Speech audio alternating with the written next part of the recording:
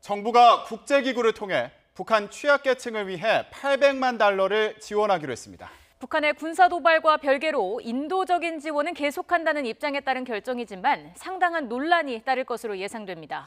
취재기자 연결합니다. 김주환 기자. 네, 김주환입니다. 네, 정부의 대북 지원 대상이 구체적으로 누군가요?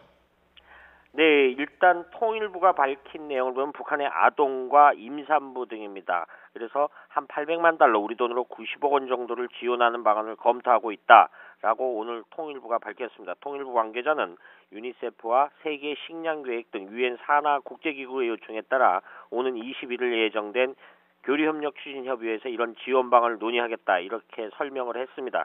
구체적으로 살펴보면요, 세계 식량 지원을 통해 아동과 임산부 대상 영양 강화 사업에 450만 달러, 그리고 유니세프 아동 임산부 대상의 필수 의약품과 영양실조 치료제 사업에 350만 달러를 제공하겠다라는 내용입니다. 통일부 당국자는 구체적인 지원 내역과 추진 시기는 남북관계 상황 등 제반 여건을 종합적으로 고려해 결정할 것이라고 말했습니다.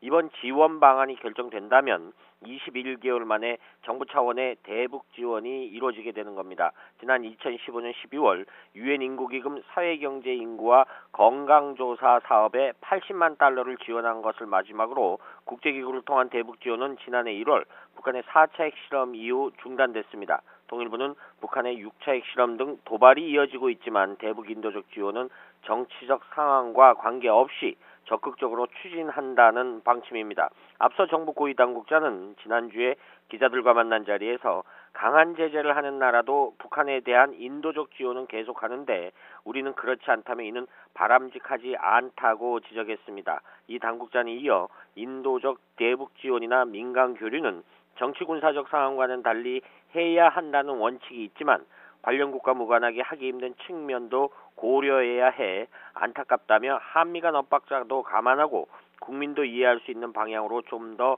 자연스럽게 진행하도록 하겠다고 밝힌 적이 있습니다. 하지만 6차 핵실험 등 북한에 잇따른 도발 상황에서 우리 정부의 대북 인도 지원 추진에 대해 검토에 대해 논란이 따를 것으로 예상됩니다. 지금까지 YTN 김주환이었습니다.